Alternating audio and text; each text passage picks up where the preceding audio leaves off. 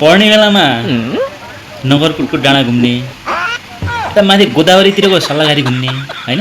अनि अरू के जाति अहिले चाहिँ रिजल्ट छिटो आएर हाम्रो चाहिँ जिपिए थोरै आयो रे है।